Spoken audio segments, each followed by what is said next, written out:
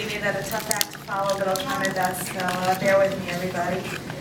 It's been a very emotional week and weekend, and first of all, I'd like to say this is a very momentous occasion. I have a lot of people to thank, so I'm just going to get right to it. The first person I'd like to thank is the love of my life, Michael.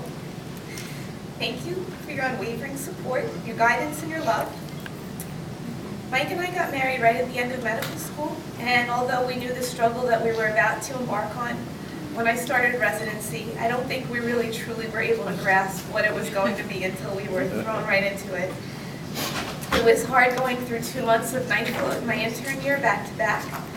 You were always coming home, and I had maybe a half an hour to spend with you before I had to go to work, and it sucked, and I felt very guilty all the time that I wasn't able to see you and talk to you and find out how your day was, but you were a trooper and you never made me feel bad about it. And then this year we were literally 2 ships passing in the night because you were always getting home exactly when I was pulling my car out to leave. So you very sweetly left a note on the table for me every morning when I got home saying how much you were looking forward to seeing me on Friday, and that helped me get through the week. And aside from those little things, of course, you're always there to listen to me when I was sad, to calm me down if I was angry, and to inspire confidence in me if I was unsure of my leadership skills.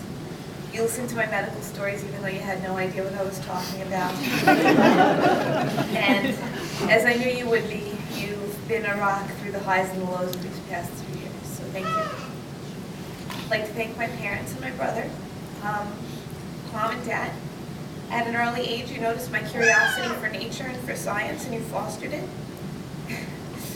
Did you ever think that when you were helping me build dioramas and collect seashells that I'd be standing here today before you like this? Thank you for supporting me through all the stages of my life and for helping me to stay focused on my goal of becoming a physician. When I had my nervous breakdown in 4th year of medical school and I didn't know what I wanted to go into, you were so patient and thoughtful, and you just told me make a list of everything that I liked and what I didn't like, and in the end that ultimately led me to embrace family medicine, so I thank you for those kind words of wisdom. I know it hasn't always been easy to deal with me on this career path that I've chosen, but you stuck it out through thick and thin, and I hope your hearts are as full with happiness as mine is today. To my wonderful in-laws, Ro, Gary, and my sister, Gina. I couldn't have married into a nicer family, and I thank you for your support and understanding with my crazy schedule.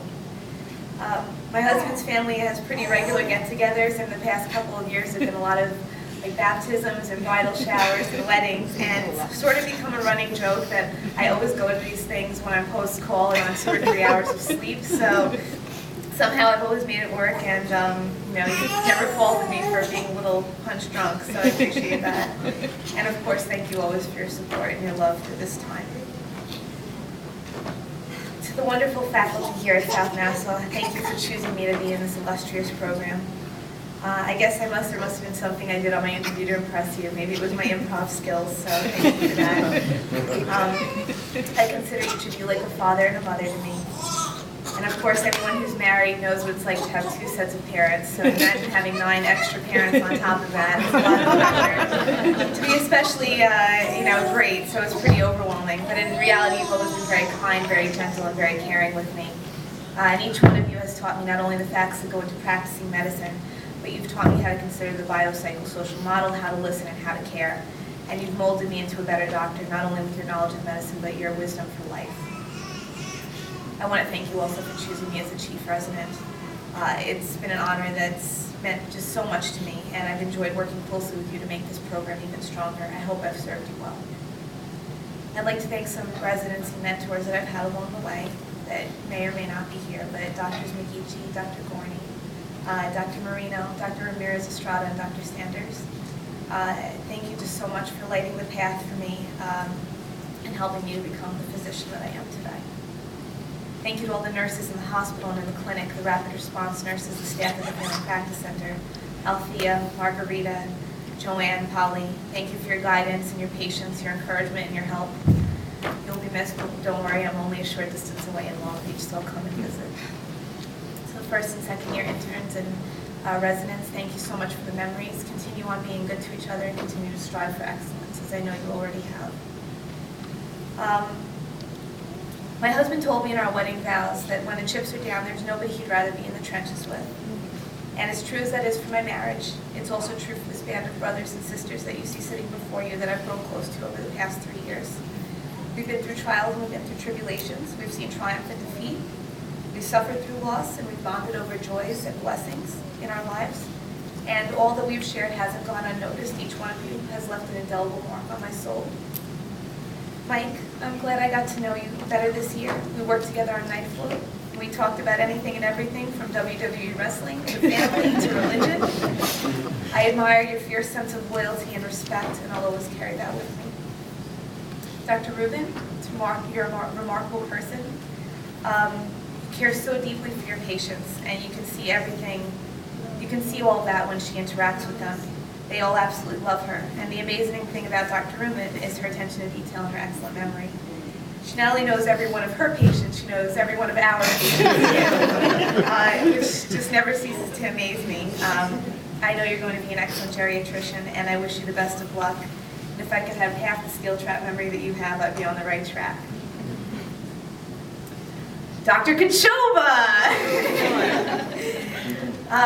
I have to admit, I was envious of how much you knew when we started residency, and I wondered how I could ever be as good as you.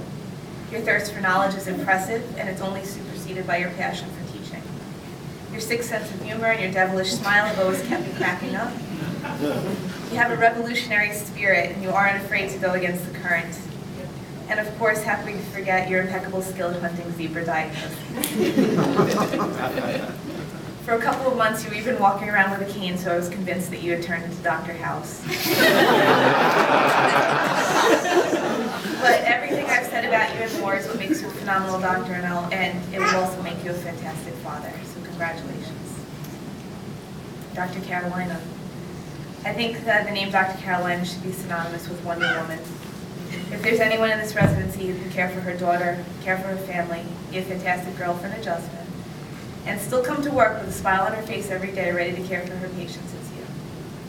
I know things haven't always been easy, especially in this last year. Your perseverance is admirable and your strength is inspiring.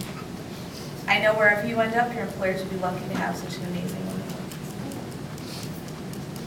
Andrea, I'm so glad you were chosen as chief this year because I became closer to you than I had in previous years. It seemed an unlikely friendship when you told me your husband rides a tractor and your family owns a goat, but I guess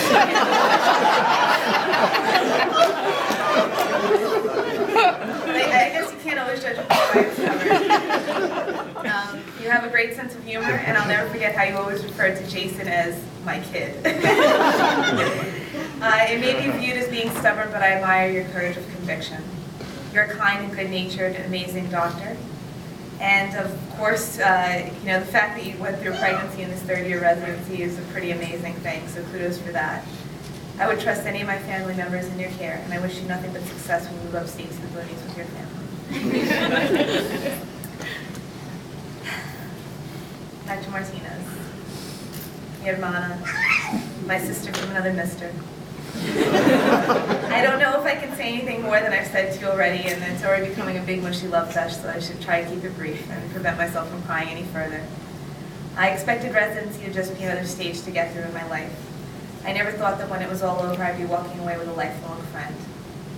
I admire your poise, your professionalism, your ability to say just the right thing at exactly the right time. And as I've told you before, you make me want to be a better doctor. Thank you for your friendship and for making this residency program a place I look forward to coming to on a daily basis. You're an amazing doctor, a wonderful friend, and though this may be a close of a chapter in our lives, we're certainly not closing the door on our friendship. I promise you this, if for nothing more than the fact that your future children need to have a crazy, inappropriate Aunt Abby in their lives. So I didn't really know what to say at the end of the speech. I was mulling over a number of things, but I think my husband really put it very well this morning in a card that he wrote for me. It said, it's sort of expected that we're to get through this stage in our lives at this point. It's expected that, we should make it this far, being that we've been on this path for so many years. And in fact, I think 23 years in education alone and 11 years or so in postgraduate education towards becoming a physician. So although these are expected accomplishments for us, it certainly shouldn't detract from the huge accomplishment that this is and the amount of pride we should feel for what we've done today. And this is a time for us to, although we're leaving the nest right now and we may feel scared that we might fall, I have no doubt in my mind that every single one of us will take that first leap out of the nest and soar beyond our expectations. So congratulations, class of 2012. Thank you again, South Nassau, esteemed colleagues, family, friends, faculty. This is awesome. Thank you.